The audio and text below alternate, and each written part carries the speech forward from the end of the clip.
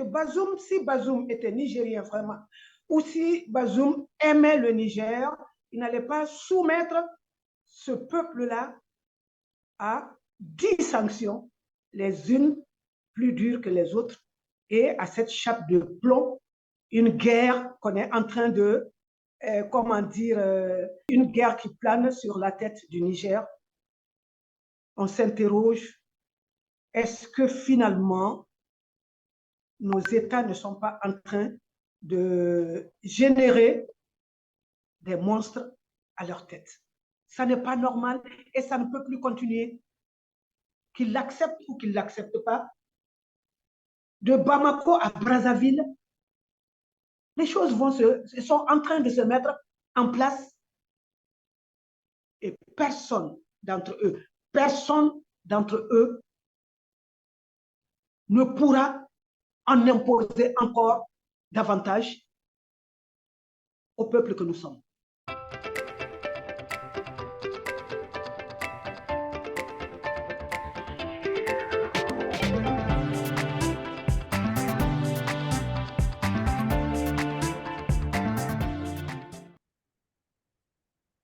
Mesdames, Messieurs, bonjour. Ravi de vous retrouver sur Télarc TV et bienvenue dans ce tout autre numéro de Droit de savoir où j'ai le plaisir de recevoir encore sur ce plateau Koumba Yarissi, membre du Rassemblement des forces patriotiques M5 RFP du Mali. Bonjour Koumba Yarissi et merci d'être avec nous sur Télarc TV. Bonjour Christian, bonjour à tous, bonjour à toutes. C'est toujours un plaisir renouvelé pour moi d'être sur votre plateau.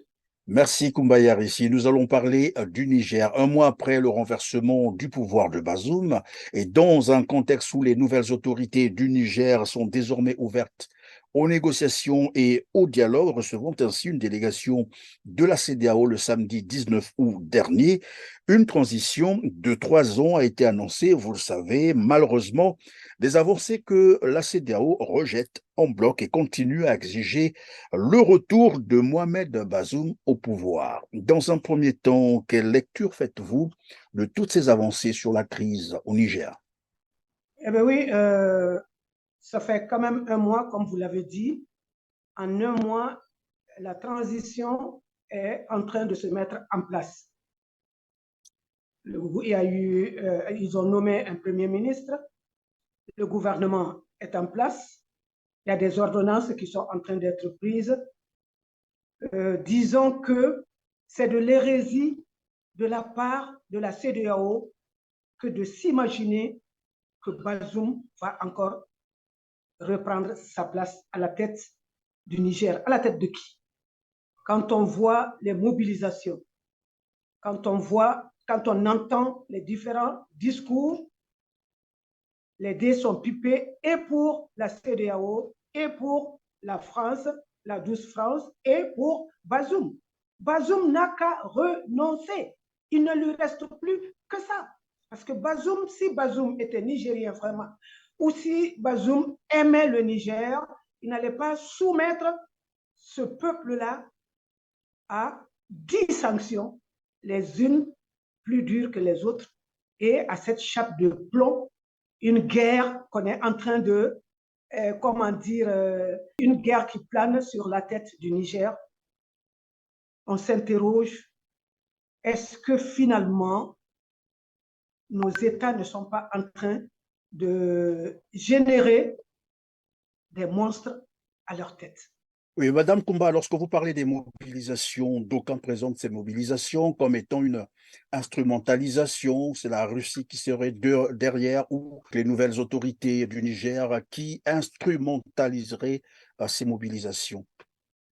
Et oui, ils parlent d'instrumentalisation. Pour eux, l'instrumentalisation, c'est 1000 francs CFA par là, par-ci, 2000 francs par là, etc., etc. Ils ont fermé tous les robinets. Ils ont mis le pays sous cloche. Personne ne s'attendait à ce coup d'État, donc ça veut dire qu'ils n'ont pas un matelas financier pour instrumentaliser autant de monde et à travers tout le pays et même à travers l'Afrique. Il y a eu des mobilisations au Nigeria. ces autorités ont pu instrumentaliser ceci également. Dans ce cas, ce sont des magiciens. Dans ce cas, ce sont des magiciens. Alors, que pensez-vous donc d'une éventuelle intervention militaire? Est-elle encore valable et justifiée? Mais ils le disent tous les jours, hein. Ils le disent tous les jours. Je crois qu'ils maintiennent cette position pour sortir du haut, par le haut, ou alors pour détruire encore plus les Nigériens, les empêcher de reprendre leurs esprits pour tourner cette page lugubre de leur histoire. Mais je ne crois pas un mot de ce qu'ils disent. Ouattara n'a que ses dozos. Ouattara n'a pas de militaires. Tout le monde sait que le Sénégal, la Côte d'Ivoire, en Afrique de l'Ouest, n'ont pas d'armée. Ce sont les bases françaises qui les protègent. Et voilà, lui, pour faire sa rébellion, il a dû recruter des dozos par-ci, par-là. Et ce sont ces mêmes dozos qu'il a intégrés dans son armée. Et il promet juste un bataillon comme contribution qui risque de se faire écraser en quelques minutes. Le Nigeria, qui est la première puissance du continent, n'est pas arrivé encore à bout de Boko Haram. Depuis plusieurs années. Merci, madame. Alors, la France qui avait menacé, vous le savez très bien, les militaires nigériens de mener une opération militaire s'ils ne libéraient pas Mohamed Bazoum, va mettre ces menaces à exécution.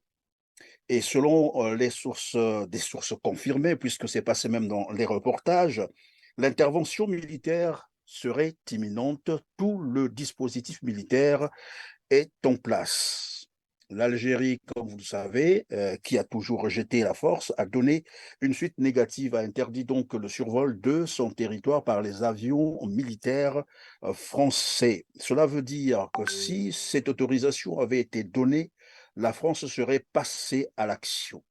Comment expliquer cette posture très agressive de la France envers le Niger? Oui, la France est aux abois. De la Centrafrique au Niger, en passant par Bamako, Ouaga, Conakry, la France n'a que les yeux pour pleurer. Macron sait que les carottes sont cuites. Macron sait que toutes les politiques qu'ils ont échafaudées en intégrant ce que l'Afrique pouvait leur apporter, toutes ces politiques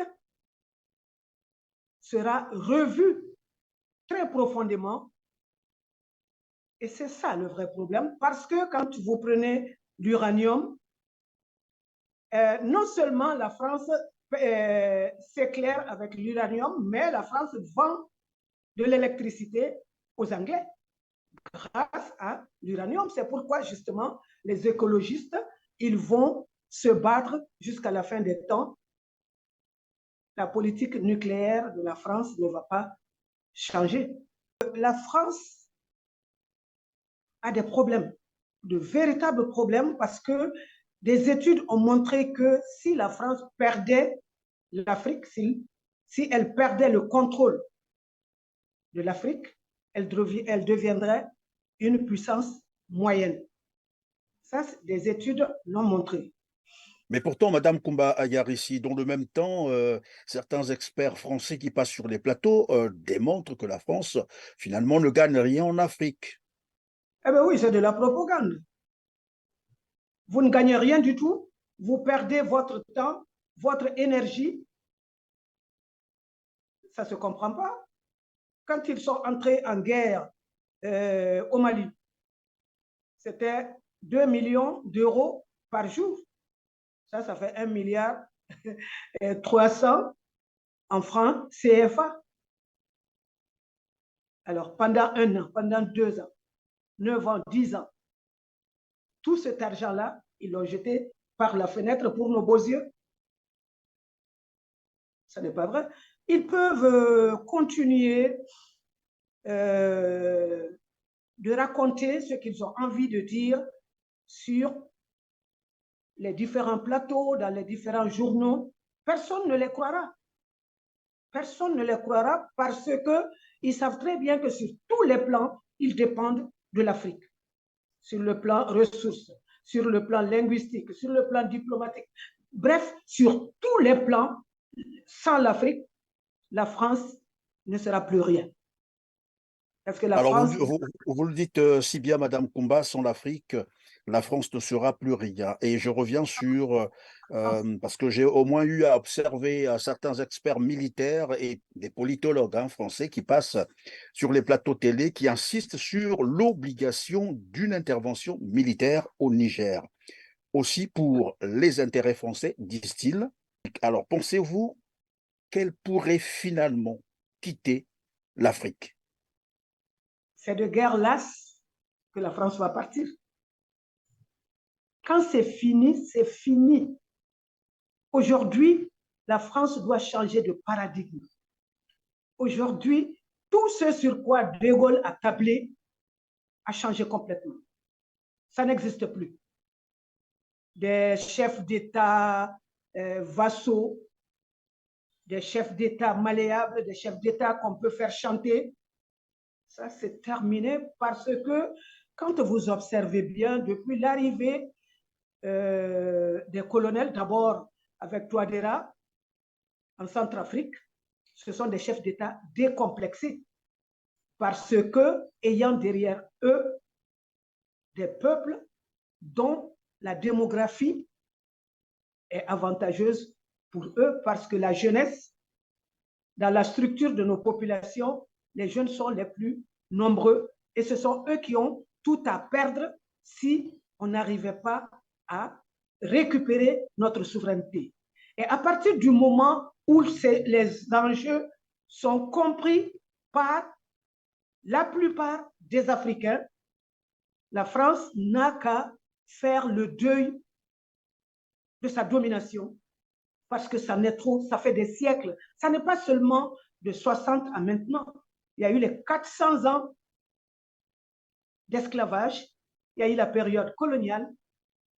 Ça n'est trop. La France a trop gagné sur le dos des pauvres que nous sommes. Nous n'en sommes plus d'accord. La France n'aura pas le choix. Elle partira par la petite porte si elle n'entendait pas les cris de nos jeunes. Oui, mais évidemment, comme vous venez de le dire, apparemment, la France n'entend pas ça de cette oreille. Elle ne veut pas partir. Déjà depuis hier, je pense, l'ambassadeur de France au Niger a été sommé de quitter le territoire dans les 48 heures. Et bien avant, il y a eu cette demande aussi des nouvelles autorités du Niger aux troupes françaises de partir de ce territoire. Paris avait réagi pour dire seul un gouvernement légitime, un pouvoir légitime pouvait mettre fin à cet accord-là. Et ma question, c'est de savoir de quelle manière pourrait finalement partir la France du Niger. Est-ce qu'on peut craindre une violence? Violence, la France n'y a pas intérêt de toute façon, parce que si le Niger était laissé à son propre sort, comme l'a été la Libye, ça aurait marché parce que le Conseil de sécurité, c'est leur outil à eux. Et même là, si la France peut faire la guerre sans passer par le Conseil de sécurité, d'accord, elle aurait pu, mais aujourd'hui, avec l'entrée en jeu de l'Algérie, dont le ministre est en train de faire le tour des capitales pour sensibiliser les uns et les autres et leur faire comprendre qu'on n'a aucun intérêt à ouvrir un autre front en Afrique parce que nous sommes à plusieurs endroits, nous sommes en guerre, ça ne peut pas prospérer. On a besoin de calme, on a besoin de paix pour nous construire, pour construire nos pays ou les reconstruire. Mais il n'y a pas que les experts. Les experts reprendre simplement ce que Macron lui-même a dit. Hein. Macron l'a dit fermement, sans aucune honte, qu'ils ne sont pas là pour nos beaux yeux, ils sont là pour défendre leurs propres intérêts, comme nous, on n'a pas d'intérêt à défendre. Et je pense que quand on parle d'Afrique, il faut le dire clairement, parce que ça va beaucoup mieux en le disant. On ne va pas faire le bien commun. On a des défis communs. Le changement climatique, c'est un défi commun. Essayer que la jeunesse africaine trouve un avenir, je dirais que c'est un défi commun, parce que ce sera aussi notre problème si on n'y arrive pas. Mais on va défendre des intérêts. Il peut continuer à hurler matin, midi et soir, ces sbires de journalistes et autres soi-disant experts qui connaissent la vérité du terrain peuvent continuer à se leurrer, mais plus rien ne sera comme avant. Plus rien ne sera comme avant, d'autant plus que ce ne sont pas les généraux qui font l'histoire, ce sont les peuples qui font leur histoire. Ils ont, au lendemain du coup d'État, ils ont argué que, comment dire, c'était une révolution de palais, c'est parce qu'un seul homme n'était pas d'accord, était menacé de perdre sa place. Ils peuvent raconter tout ce qu'ils veulent. C'est qu'aujourd'hui, même après le Niger, il y aura d'autres chefs qui seront chassés, en tout cas en Afrique de l'Ouest. Et c'est pourquoi justement quelques-uns d'entre eux font tout, ils s'accrochent, ils s'agrippent à la France comme à une bouée de sauvetage. Non, la France va partir parce que ce sont les peuples qui le demandent. Au Mali, vous vous en souvenez, ça s'est fait sur plusieurs mois. Au Niger, ce ne sera pas le cas parce que ça n'est trop pour la France. Elle a perdu partout. Moi, je vous l'avais dit. Je vous avais dit que la France-Afrique sera enterrée à Bamako. Et c'est ce qui s'est passé. La France-Afrique sera enterrée à Bamako. Oui, à Bamako, parce que quoi qu'il arrive, je crois que en fait de coup d'État, Assimi Goïta aujourd'hui est le doyen de ceux qui sont en train de faire des coups d'État. Donc, compte tenu de ça et compte tenu de son engagement, de l'engagement des Maliens, ils vont partir, les Français. Ils partiront. Alors finalement, Madame Koumba, est-ce qu'on est en train donc d'assister à une bataille, j'allais dire, une guerre entre la France et ses anciennes colonies? Parce qu'on ne peut pas comprendre, quoi. Et vous me direz si je me trompe, parce que dans cette foulée de la crise, bien sûr, au Niger, la France a annoncé la suspension de son aide au développement envers le Mali et le Burkina Faso et la fin d'ailleurs des livrances de visas pour la France aux Maliens et aux Burkinabés. Peut-on parler d'une simple coïncidence de temps entre la prise de décision donc du Mali et du Burkina Faso pour le Niger et la suspension de cette aide au développement et des visas? Est-ce que c'est une simple coïncidence ou bien c'est bien sûr cette bataille euh, à laquelle se livre bien sûr la France contre ses anciennes colonies? Ce n'est pas une coïncidence que si vous suivez la façon dont les événements se sont succédés, au Mali d'abord, ensuite au Burkina, vous pourrez aisément comprendre que leur politique est en train de se défaire. Ils perdent pied en Afrique, c'est français.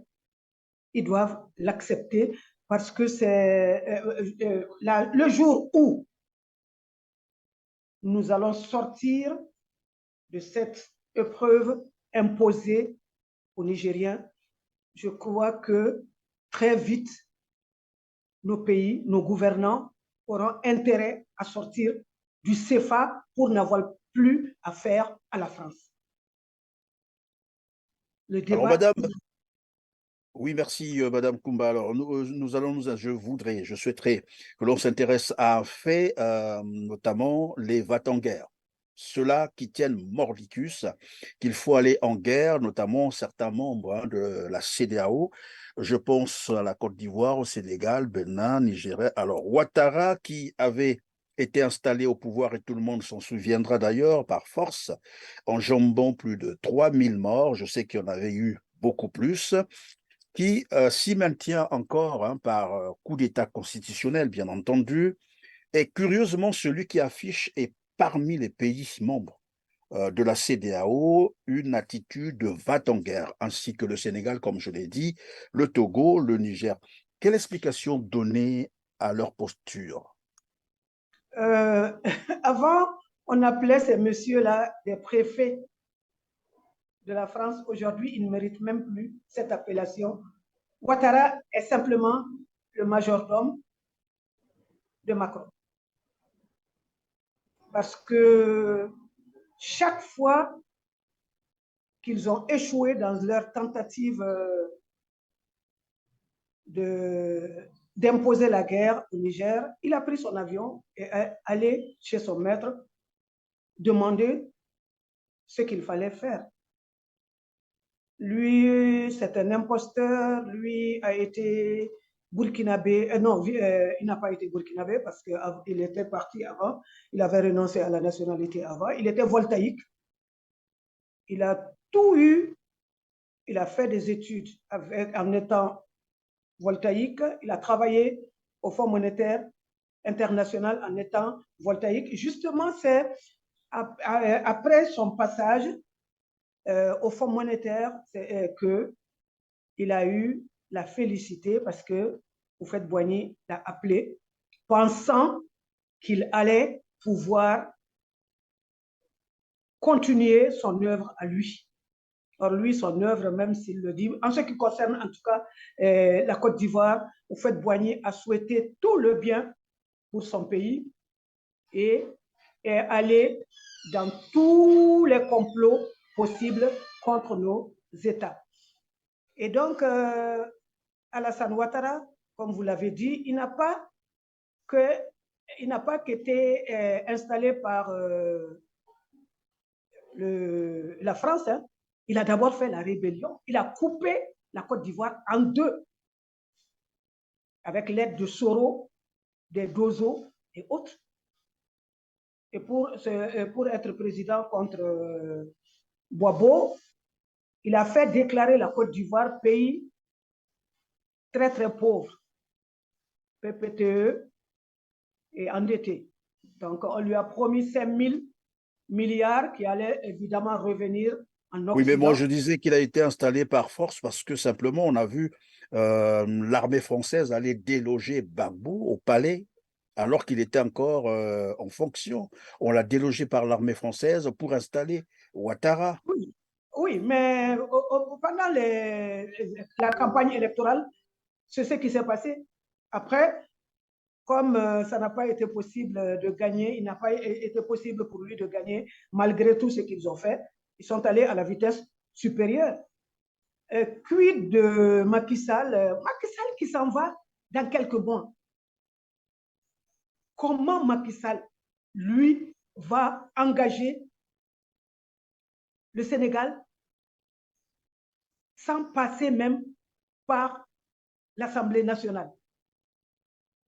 Il prend sur lui de participer à la destruction du Niger. Les Sénégalais qui vivent au Niger ont manifesté. Ils l'ont maudit. Matin, midi et soir, parce que les problèmes migratoires, par exemple, on va faire une digression, la migration se fait à l'intérieur du continent, plus qu'ailleurs. Les Blancs pensent que les Africains les envahissent, mais quand vous prenez la carte migratoire sur le continent, nous restons plus à l'intérieur du continent qu'à l'extérieur. Et Patrice Talon, lui, a pris le contrôle de l'économie béninoise. Le Bénin, lui, appartient. C'est un imposteur, Patrice Talon. Il a sous son contrôle tout. Aujourd'hui, le port de Cotonou, on n'y voit que de la désolation. 70% de leur économie tiennent du port. Et quand il n'y a plus rien, ils livrent les Béninois à une mort certaine. Le Nigeria, bon, on ne sait plus quelle est la position exacte de Tinubu parce qu'il a maille à partir avec les Haoussa qui sont nombreux dans l'armée nigériane, des Haoussa, des Peuls et autres qui sont des deux côtés de la frontière. Le Sénat n'est pas avec lui. C'est sûr que l'armée ne sera pas d'accord avec lui parce que l'armée, Boko Haram sévit toujours. L'armée n'a pas pu venir à bout de Boko Haram. Mbalo inspire confiance et pitié parce que chez eux, on va les chercher jusque dans les palais. La drogue, les bandits et autres. Donc, on ne sait plus s'ils jouissent, eux, de toutes leurs facultés. Parce que quand ils parlent de démocratie, est-ce qu'ils savent ce qu'est la démocratie? Ça s'exerce par qui? Pourquoi? Quelles sont les normes démocratiques? Ils ne font que s'agiter, mais on les attend. On les attend de pied ferme à Niamey, aux trois frontières et n'importe où au Niger. Ils sont attendus de pied ferme. Alors, Madame Koumba, qu'est-ce qui peut donc expliquer cette recrudescence des coups d'État en Afrique de l'Ouest particulièrement, cette zone qui était réputée stable en Afrique? Qu'est-ce qui peut expliquer ça? C'était le calme avant Et la pourquoi tempête. ce mode d'accession au pouvoir? Non, des coups d'État, on en a connu tout le temps. Hein. Il n'y a pas un seul pays où il n'y a pas eu de coup d'État, parce que même au Sénégal, il y a eu coup d'État contre la fédération. Modibo a été chassé et mis dans le train pour Bamako, en partance pour Bamako. La lecture qu'on doit en faire, c'est que c'est une démocratie factice qu'on a installée dans nos pays et qui ne pouvait pas résister à l'épreuve du temps parce que toute démocratie qui se respecte est sous-tendue par la justice sociale. La rareté des ressources économiques et financières,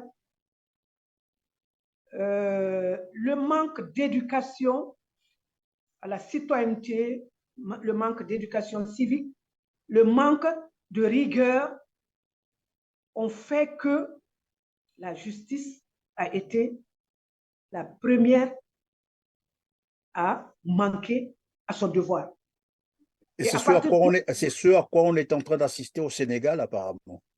Eh bien oui, la justice, là-bas, elle n'est même plus, les juges, les procureurs et autres ne s'en cachent plus. Elles obéissent à Macky Sall, quoique partant. Parce que espère-t-il, à mon avis, que Macky Sall aura les coups de franche pour installer son homme et ils vont continuer le carnaval des voleurs, tricheurs, menteurs, etc. Et donc, il n'y avait pas de démocratie. Et cette démocratie qu'on vante matin, midi et soir ne correspond même pas à nos réalités. Parce que quand des chefs d'État, des décideurs n'arrivent pas à mettre l'intérêt général au cœur de leurs actions, la cause est entendue. Ils ne sont pas nombreux. Les peuples sont exténués. Les peuples en ont marre. Ce message-là, ils doivent le comprendre. Ils ne sont même pas arrivés à refonder nos systèmes éducatifs de manière à les faire correspondre aux besoins du marché pour qu'au moins les jeunes puissent travailler, bien payés ou pas. Ça, c'est une autre question dont on peut débattre. Mais chez nous, au Mali, chaque année, 200 000 jeunes sont déversés sur le marché. Combien trouvent du travail, même pas 10%. Alors, dans ces conditions, les hôpitaux sont des mouroirs. Bref, nous n'avons les moyens d'aucune politique. Et finalement, parler de démocratie, c'est se moquer de notre intelligence. Nous n'en voulons pas. Sous cette forme, nous n'en voulons pas. Il faudrait qu'on sorte de l'esclavage d'abord, de la vassalité. C'est ce qui vaut. Et après, on va rebattre les cartes et on choisira ensemble la voie à suivre. Il faut d'abord la souveraineté et puis on choisira la voie à suivre, vous avez dit, Madame Koumba Yarissi. Alors, parlons cette fois-ci des accords coloniaux entre la France et ses anciennes colonies, bien sûr en Afrique. Tout le monde en parle, mais peu sont des Africains qui en savent quelque chose. Est-ce que on peut en parler, hein? De quoi s'agit-il concrètement? Parce qu'évidemment, d'aucuns disent, ben, écoutez, c'est des histoires, ça n'a jamais existé. Est-ce que vous pouvez nous en parler? Oui, je peux vous en parler, d'autant plus que la situation, elle est vécue de la même manière de Bamako à Brazzaville, en passant par toutes les capitales francophones. Il s'est trouvé que la France a eu De Gaulle, un général, qui est le Français qui a apporté à la France tout à travers ces 11 accords. Et en 1960, quand, après la guerre, les Africains ont aspiré à la liberté, après son périple pour vendre son référendum, il a essuyé, malheureusement, seulement en Guinée, un refus. Et ce qui s'en est suivi a fait peur aux autres chefs d'État qui, dans la pénombre, ces accords-là ne sont même pas signés à l'Élysée. C'est au Quai d'Orsay. Ah bon? Que chaque président signait ces accords. Est-ce que c'était des fous? Avec le Pourquoi? recul, on se le demande.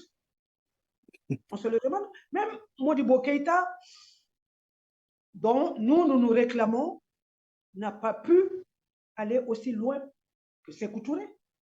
Nous sommes sortis du CFA un moment.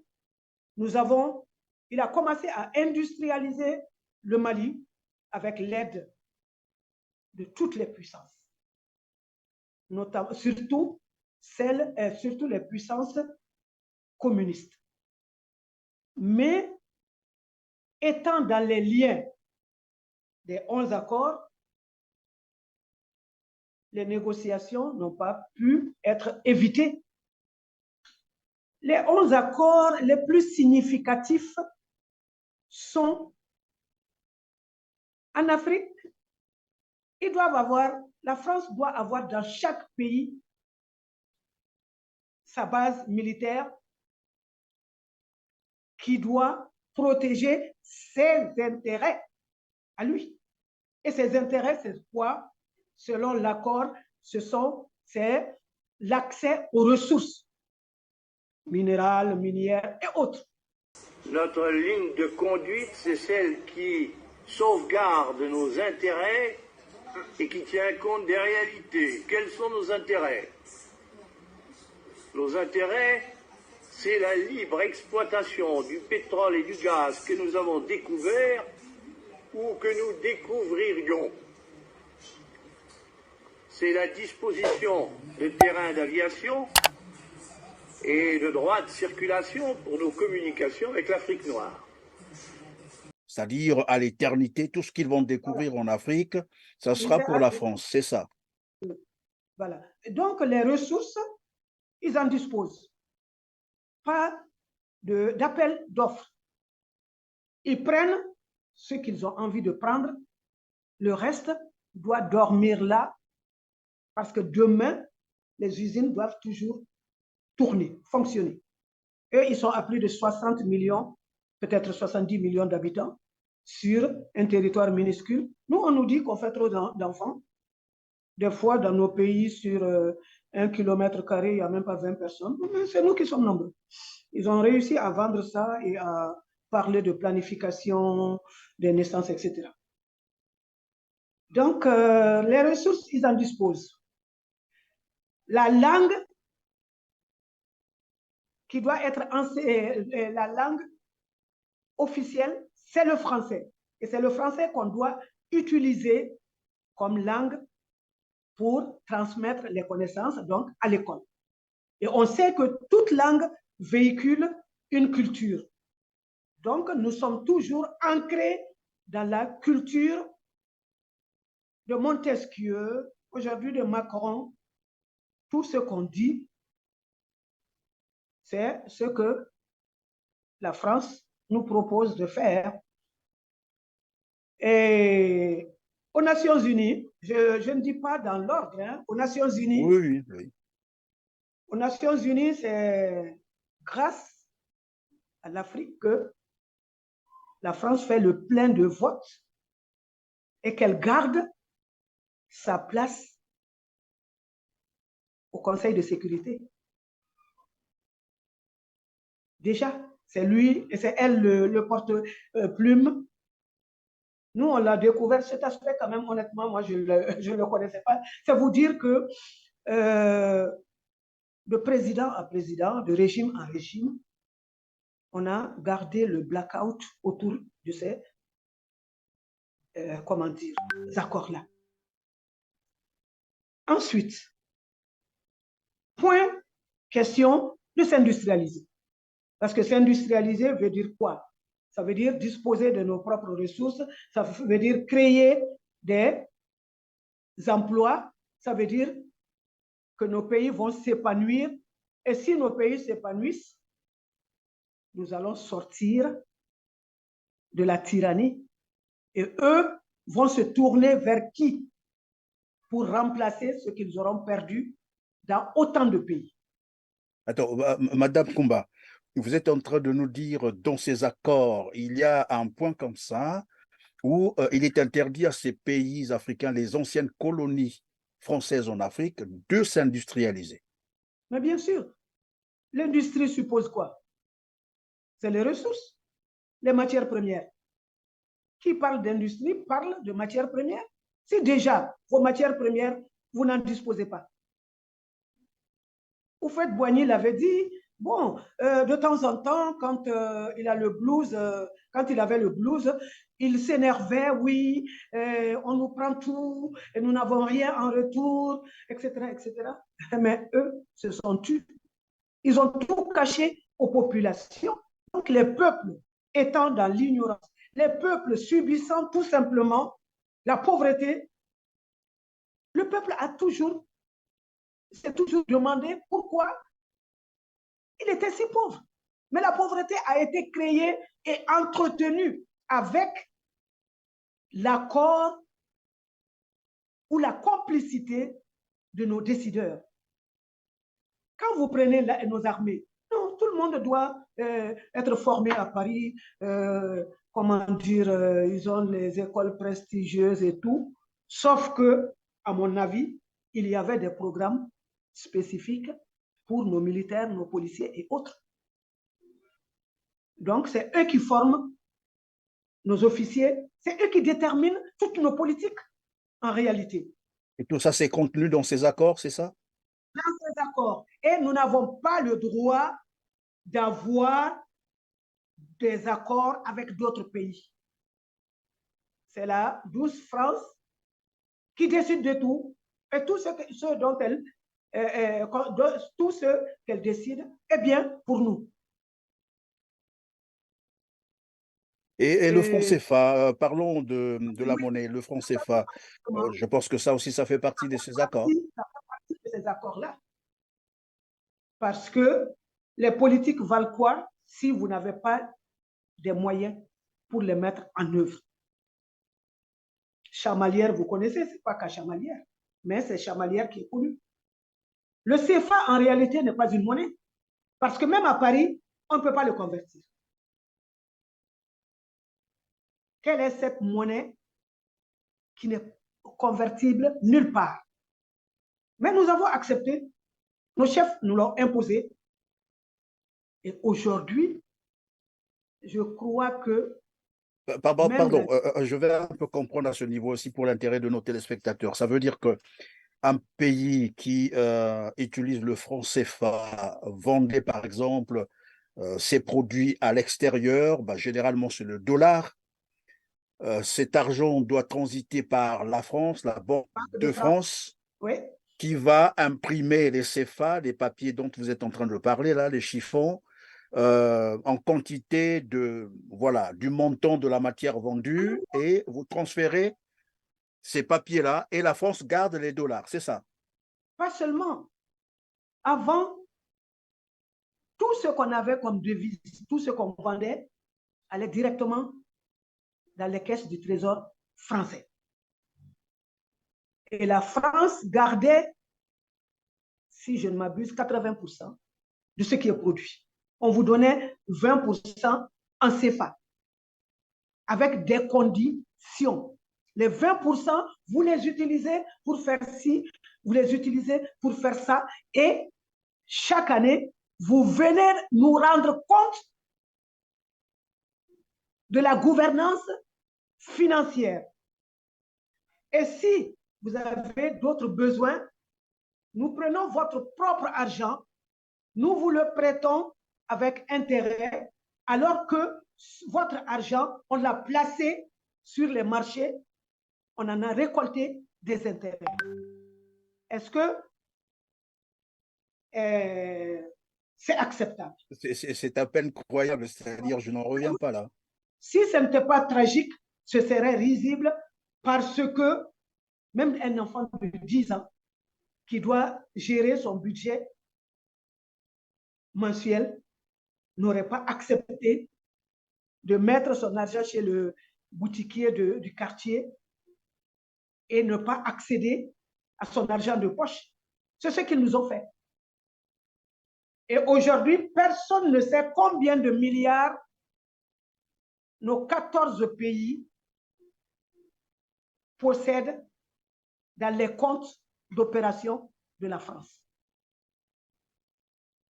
Ce sont des milliards. Et vous avez vu les différentes sorties des Italiens.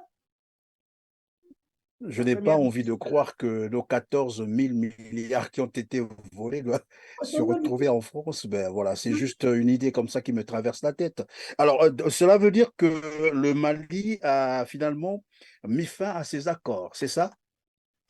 À mon avis, c'est à une partie de ces accords, puisqu'on est toujours dans le CFA.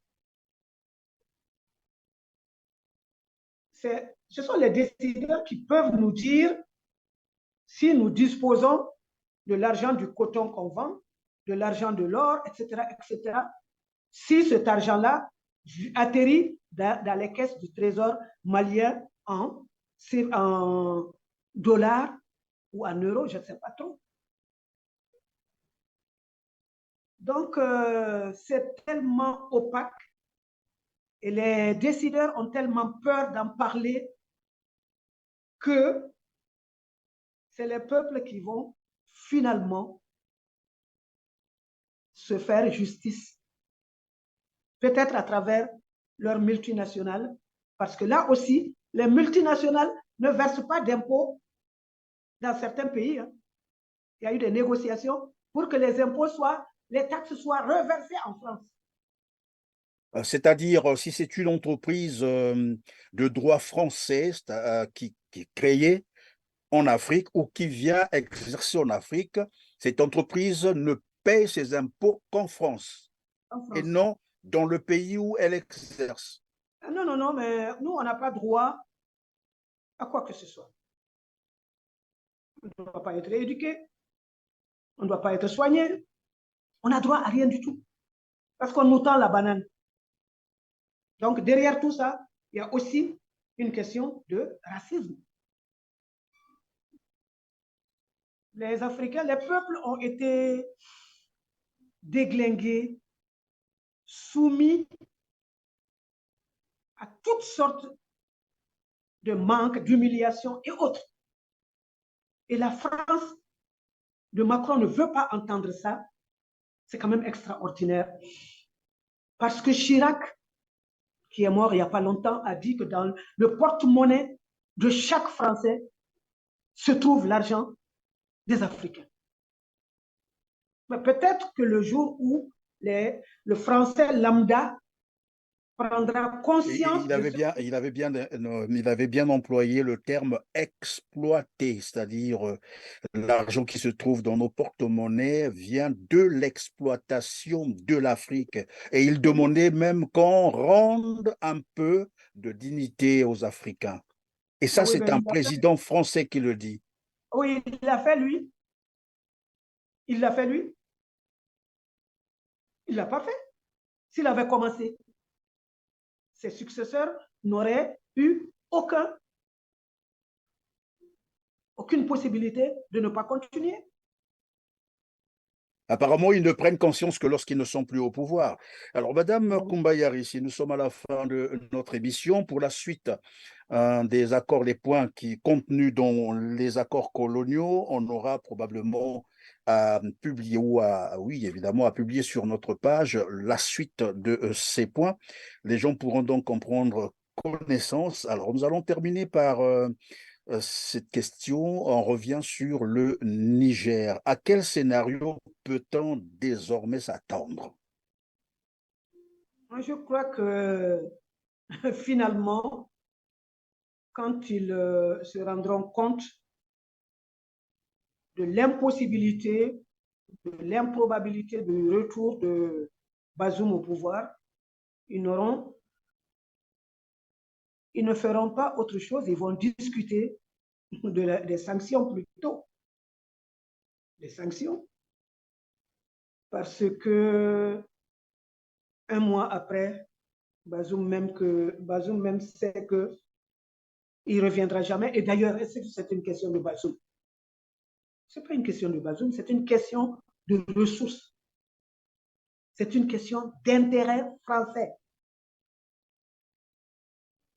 La France ne veut pas faire partir Barkhane. Or, personne n'a appelé Barkhane au Niger. Non, c'est chassé du Mali que Barkhane s'est retrouvé chez le vassal Bazoum. Oui, mais Bazoum même. c'est la preuve que la France ne veut pas quitter l'Afrique. Et voilà pourquoi je vous posais la question de savoir est-ce qu'il faut craindre finalement que la France applique ce qu'on appellerait la politique de la terre brûlée, c'est-à-dire pour avoir tout perdu, ben, elle va tout embraser avant de s'en aller. C'est pas possible. C'est pas possible. On ne lui fera pas ce plaisir-là. Ça, c'était hier. Mais aujourd'hui, ce n'est plus possible. Maintenant, même Barkhane qui est au Niger ne peut pas se mouvoir. Leur ambassadeur qu'ils ont refusé de rappeler, il va exercer comment? Si on lui interdit l'accès de l'ambassade, qu'est-ce qu'il va faire? Il Ben, il va sera travailler à la considéré. maison. Ah oui, mais travailler à la maison, mais on ne peut pas tout faire, comment dire, à la maison. Hein. Il faudrait qu'il fasse des rencontres et tout le reste. Un ambassadeur, c'est aussi ça. Non, de manière plus prosaïque, la France n'a plus les cartes en main. La France va partir et je crois que les choses se sont accélérées et que la sortie du CFA, qui est la chose la plus essentielle, va se faire en 2024. Moi, j'en ai la conviction. Madame Koumayar, ici, je vais vous laisser quelques secondes pour conclure et ça sera la fin de cette émission. Oui, moi, ce que je demanderais, je vais m'adresser plutôt cette fois-ci aux décideurs africains, à ceux qui se sont trouvés à la tête de nos États, de voir l'état des pays à la tête desquels ils se trouvent. Il n'y a que désolation. Il n'y a que misère. Nous sommes déshumanisés. Alors que Ce n'est pas vrai. Nous avons tout pour nous épanouir. Qu'ils ouvrent un peu les yeux. Il faudrait que nos décideurs dessillent les yeux, qu'ils sachent que leur gloire ne réside que dans l'intérêt général. Quand ils vont mettre l'intérêt général au cœur de toutes leurs décisions, ils sortiront par le haut. Sinon, aujourd'hui, il n'y a pas de salut pour qui que ce soit qui ne tient pas compte de la marche de l'Afrique. L'Afrique, les Africains veulent des chefs, des décideurs qui les amènent vers là où l'herbe est verte. Parce qu'on est exténué, sans raison, rien que pour contacter 70 millions de Français, les millions, les centaines de millions que nous sommes, doivent payer le prix fort. Ça n'est pas normal et ça ne peut plus continuer. Qu'ils l'acceptent ou qu'ils ne l'acceptent pas. De Bamako à Brazzaville, les choses sont en train de se mettre en place et personne d'entre eux ne pourra en imposer encore davantage au peuple que nous sommes. Parce que le panafricanisme, aujourd'hui, est à son temps vers son apogée. Et avec les panafricains, drainent avec eux toutes les forces progressistes. Et les peuples se disent qu'ils n'ont plus rien à perdre, qu'ils n'ont perdu. Quand tu te réveilles sans savoir où tu vas, ce que tu fais, ce que tu manges, tu n'as plus rien à perdre. Nous en sommes là aujourd'hui. Et ils ont intérêt à nous entendre, à sortir de leur zone de confort et à se dire que tout ce qu'ils vont amasser, c'est des miettes comparé à ce que la France gagne chez nous. Donc, enough is enough. Enough is enough. Les décideurs d'Afrique doivent désormais écouter les jeunes Africains et vous devrez les écouter. Comme disait un homme politique, maintenant, vous allez nous écouter. Merci, Madame Koumbayarissi, d'avoir été avec nous. Je rappelle que vous êtes membre du Rassemblement des forces patriotiques M5-RFP du Mali. En tout cas, nous avons été heureux de vous avoir encore eu sur notre plateau. Le bonheur est partagé. Mesdames, Messieurs, merci, Mesdames, Messieurs, c'est la fin de cette émission. Merci de nous avoir suivis. Et comme d'habitude, la petite prière, vous la connaissez, c'est de cliquer sur le petit pouce en l'air, partagez massivement l'émission et n'oubliez pas de nous dire ce que vous pensez de cette émission, en commentaire bien sûr. Et on se retrouve très prochainement. Merci.